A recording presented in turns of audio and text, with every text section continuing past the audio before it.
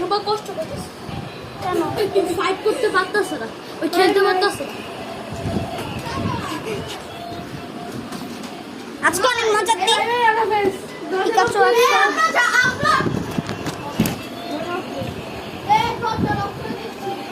এটা কাউরে দিবা